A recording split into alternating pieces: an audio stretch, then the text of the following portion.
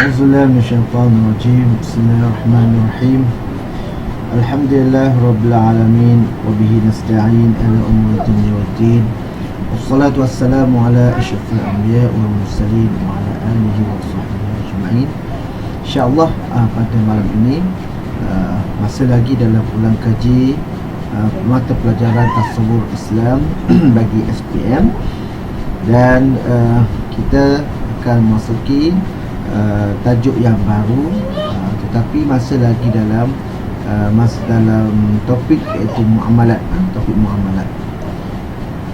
Sebelum itu macam biasa, kita harapkan mana-mana pendengar, murid-murid ataupun sesiapa sajalah yang mendengar boleh subscribe channel Ustaz, iaitu channel YouTube Tajuddin Jamaluddin, untuk mendapatkan info-info yang terkini dan terbaru.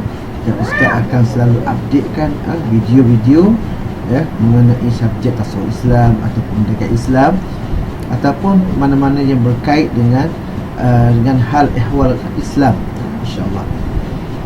Okey, terus kita akan masuk pada topik kita, insya-Allah, iaitu pelajaran yang pertama, unit yang kedua, iaitu memperoleh dan juga membelanjakan harta. Bagaimanakah cara kita mendapatkan harta dan juga cara untuk memperolehkan harta. Dan ini merupakan unit yang kedua lah, sambungan daripada pagi tadi. Kita telah buat revision ataupun buat ulang kaji tajuk unit yang pertama. Jadi pada malam ini insya-Allah unit yang kedua, iaitu tuntutan mencari harta. Pertama-tamanya ialah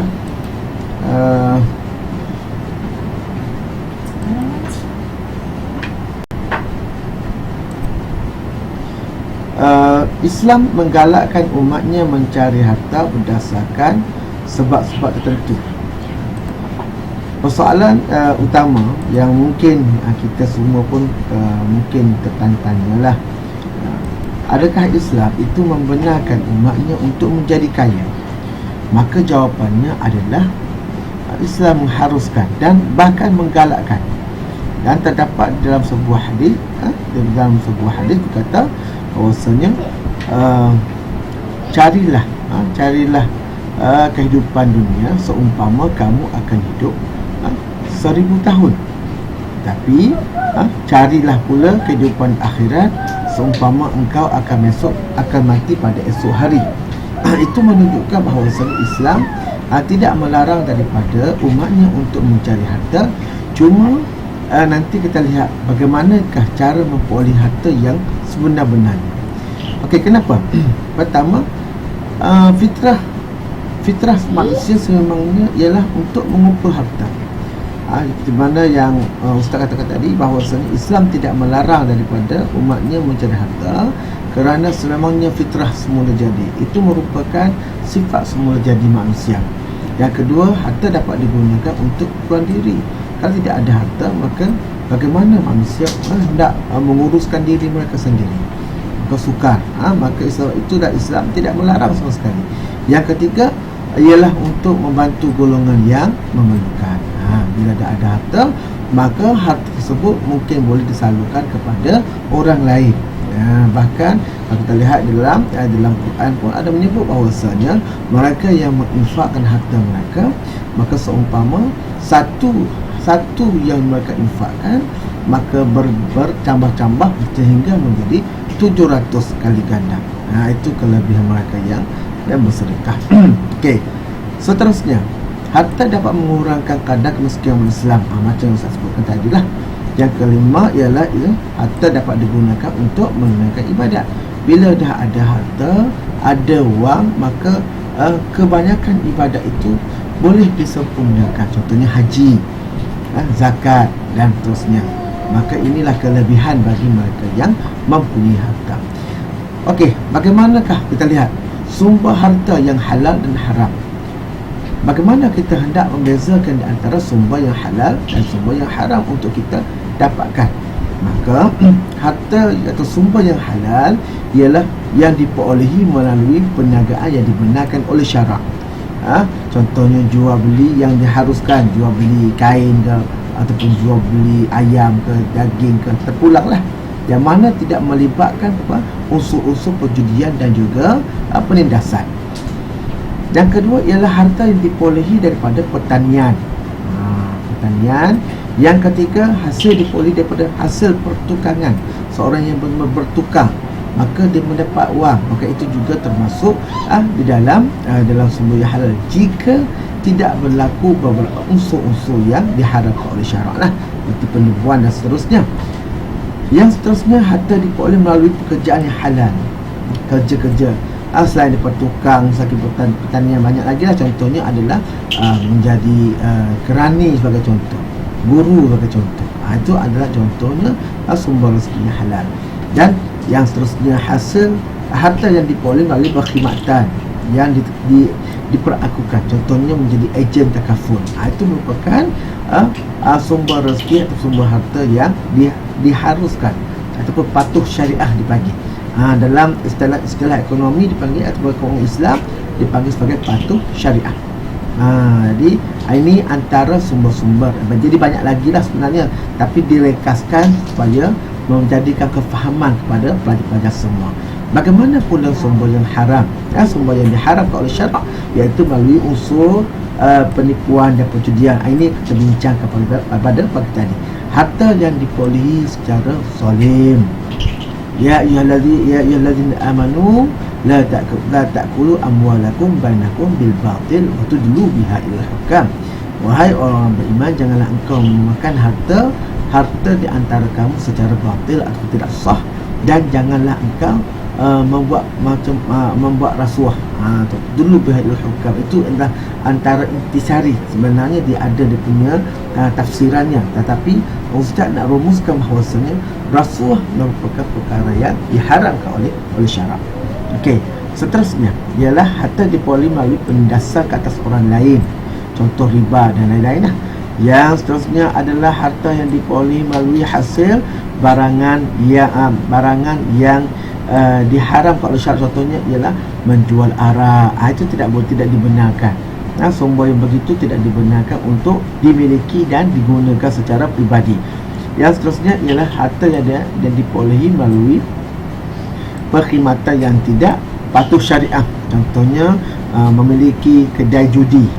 Itu merupakan hasil ataupun hasil daripada perniagaan itu tidak diluluskan oleh syariah. Jadi itu adalah perbezaan di antara sumber yang halal dan juga sumber yang haram di dalam Islam. Okey, terus pada slide yang seterusnya. Bagaimanakah untuk mendapatkan harta secara halal? Bagaimana saya ustaz? Contohnya ada soalan, saya hendak mendapatkan harta secara halal. Maka pertama, kerja dengan ikhlas. Yang kedua, ceburi bidang pekerjaan yang halal. Ini kena selidik, kena buat penyelidikan bagaimana nak mencari apakah pekerjaan yang halal, bagaimana SOP-nya, bagaimana cara kerjanya. Yang ketiga ialah mengamalkan akhlak yang mulia semasa pekerjaan. Yang keempat, menjaga ibadat semasa pekerjaan. Ini adalah asas bagaimana hendak mendapatkan harta secara halal. Maka bolehlah kita buat kesimpulan daripada langkah-langkah yang kita ambil untuk mencari rezeki secara halal, maka ia akan dikira sebagai ibadah kerana harta yang dimiliki ialah sumber yang halal. Ini ada dalam hadis yang dipelajari dalam tempat kata KBSM. Hadis yang pertama tentang mencari makanan atau sumber makanan yang halal. Yang kedua, harta yang dimiliki secara halal dan juga menepati kehendak syarak. Mana-mana perjalanan, mana-mana segala pekerjaan yang dilakukan, apabila ianya menepati syarak, maka ianya dikira sebagai ibadah. Itu adalah maklum, kita semua maklum. Manakala yang keempat, mencari harta dengan niat kerana Allah Ta'ala, juga termasuk di dalam perkara yang menjadi ibadah. Ibadah, kerana kita kena faham gini, ibadah ini terbahagi pada dua bahagian. Ibadah yang dilakukan secara zahiriah, secara zahir, contoh sembahyang, puasa dan lain-lain. Ibadah yang kedua, ibadah yang dilakukan secara bentuknya dalaman, contohnya ikhlas. Itu adalah antara ibadah yang dilakukan secara dalaman. Okey. Pengusaha harta dilakukan secara halal. Mana-mana pekerjaan yang membawa kepada patuh syariah, maka ianya merupakan dikira sebagai ibadah. Okey. Maka bagaimana saya hendak memperolehi harta secara halal, ataupun bagaimana pula harta yang diperolehi secara haram? Okey, secara halalnya adalah kalau berniaga jujur. Kalau haram, berniaga tidak jujur. Contoh, bekerja makan gaji, itu ialah secara halal. Tetapi ada pekerjaan yang mana makan gaji juga, tetapi dilakukan secara haram. Ada juga, itu semua anda semua tahulah apakah yang Ustaz maksudkan. Okey, melabur dalam saham-saham yang berteraskan Islam. Manakala kalau dilaburkan dalam saham yang tidak Islamik, contohnya saham perjudian, maka ia merupakan haram. Yang seterusnya ialah bekerja sendiri secara bertani. Kalau ada juga yang bekerja bertani, tetapi pada tanian iaitu adalah yang haram. Juga tidak bolehlah. Mana-mana pun dia mestilah pekerjaan, niat dan juga apakah hasil output itu merupakan dikira nak bagaimanakah ini adalah halal ataupun haram. Okey, terus kita pergi kesan bila kita mendapat harta secara halal ataupun haram. Maka dia membawa pada kesan-kesan, sama ada kesan kepada individu, masyarakat dan negara. Kalaulah halal, harta diberkati, masyarakat akan menjadi aman, negara akan menjadi ekonominya stabil. Kalau haram, individu tidak diberkati, dia punya rezekinya, masyarakat dalam keadaan bergaduh, dalam keadaan berpecah belah, negara akan menjadi tidak aman, ekonomi tidak stabil. Contoh apa yang berlaku, kita lihat bagaimana negara-negara yang mengamalkan sistem riba. Pada asalnya kita lihat semacam riba itu memberi keuntungan kepada yang memberi hutang, tapi apabila ia dilaksanakan, sebenarnya ia telah merosakkan ekonomi negara tersebut. Inilah yang Allah Ta'ala penekanannya adalah jauhkan diri daripada riba, sebab ia merosakkan. Itu antara kesan bagaimana memperolehi harta secara halal dan juga haram. Okey, bagaimanakah tanggungjawab? Saya dah ada harta, apakah tanggungjawab yang saya perlu laksanakan bila saya memperolehi harta? Pertama, belanjakan harta ke jalan halal, keluarkan zakat, belanjakan harta dengan berkhidmat, melakukan ibadat kepada Allah dengan harta, dia menafkahkan harta pada yang berhak. Ini antara kita kata apakah tanggungjawab yang saya perlu laksanakan bila saya mempunyai harta. Bukannya boros, bukannya terlalu kedekut sehingga kita mengabaikan, sehingga kita tak memberikan nafkah. Contoh, kita sudah berkeluarga, kita tidak memberikan nafkah pada ahli keluarga kita. Itu merupakan perkara yang salah di dalam agama. Okey. Sebab kita ada harta, orang cakap kita mesti bersyukur, maka Allah Ta'ala kata apa maksud yang sebenarnya bersyukur di dalam memperoleh harta? Okey, kalau nak tahu orang yang bersyukur apabila memperoleh harta, dia mesti yang pertama ialah cara dia dapatkan harta itu diridai oleh Allah. Pertama. Yang kedua, belanja harta dengan berhemat. Yang ketiga, membantu golongan yang memerlukan. Jadi bukan dia adalah seorang yang kedekut, dia belanjakan harta kepada orang yang memerlukan. Ini antara yang dan keempat yang terakhir ialah keluarkan zakat. Inilah mereka yang bertanggungjawab ataupun mereka yang bersyukur apabila mendapatkan harta. Maka kalau kita lihat tadi kita tanggungjawab, maka kita pergi kepada bagaimana pelaksanaan ataupun aplikasi. Bagaimana saya bila saya dapatkan harta, saya hendak menjadi orang yang membelanjakan harta dengan betul. Pertama, kita lihat pada keluarga. Kalau keluarga menyara diri dan keluarga dengan memberikan belanja yang betul, belanja yang halal. Itu ialah kepada keluarga. Kepada masyarakat ialah membelanjakan untuk kebajikan umum. Sebagai contoh, derma. Itu adalah contoh bagaimana saya nak aplikasikan. Saya ada harta, saya bekerja, selepas saya keluar pada SPM, saya bekerja. Bila saya bekerja, maka saya dapat wang. Apa saya perlu buat untuk membelanjakan harta tanpa masyarakat? Maka sedekah. Okey, kalau kepada negara, bagaimana? Iaitu dengan contohnya, kalau contoh anda kata ada seruan, kita akan adakan suatu tabung ini untuk menyara contoh tabung pahlawan lah, memberikan kebajikan kepada mereka bekas-bekas tentera. Jadi kita salurkan, kita sumbangkan. Itu adalah cara membelanjakan harta yang baik dan ianya terhadap negara. Bukannya kata dia orang dah ada pencen, itu bukan. Itu adalah salah. Okey.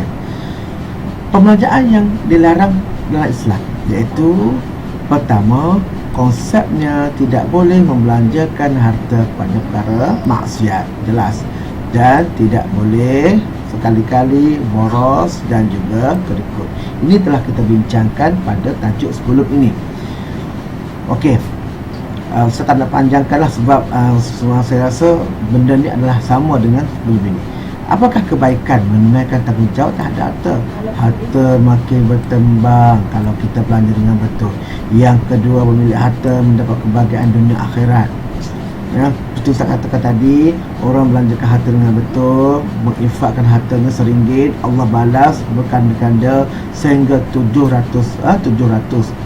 Bayangkan kalau belanjakan pun memberi sedekah sebanyak RM2, RM3, RM4, darablah dengan 700, berganda-ganda. Apatah lagi apabila seseorang itu berwakaf, maka itu ialah merupakan sumber ataupun sumber pahalanya yang berkekalan hingga ke akhir hayat, sehingga pada hari kiamat, tak putus-putus pahalanya. Okey. Yang ketiga ialah pemilik harta mendapat ketenangan dan ketenteraman jiwa. Yang keempat, dihormati dan menjadi teladan oleh masyarakat. Tapi yang keempat ini adalah hanya kebaikan yang bila dilihat dari sudut pandangan orang yang hendak pandangan motivasi ataupun melihat sumbangan itu pun bila dia dah sumbangkan, maka bagaimana penghormatan yang dia dapat. Ini adalah dari sudut penghormatan. Tetapi Islam tidak menganjurkan ataupun tidak sekali-kali menyeru manusia bila berbuat ibadat menghendak kepada pujian. Itu merupakan perkara yang salah. Riya, sum'ah dan lain-lain.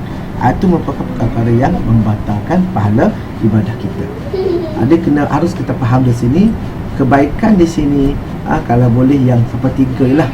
Itu antara yang kita jelas lah. Yang keempat tu mungkin, tapi harus hati-hati, takut-takut bawa kepada riak ataupun perkara-perkara yang dilarang oleh Allah Subhanahu Wa Taala. Keburukan mengabaikan tanggungjawab terhadap harta, kalau individu harta semakin berkurangan, masyarakat hasad dengki, negara berlakunya inflasi. Ini kita telah bincang sebenarnya. Kebanyakan dan tajuk ini telah berulang dengan topik sebelum ini. Okey. Bagaimanakah Islam? Apakah hikmah Islam menuntut membelanjakan harta? Dapat memenuhi keperluan peribadi, bangunkan kemajuan negara dan seterusnya. Jadi mana-mana yang positif bila dilakukan terhadap harta, maka hasilnya adalah positif.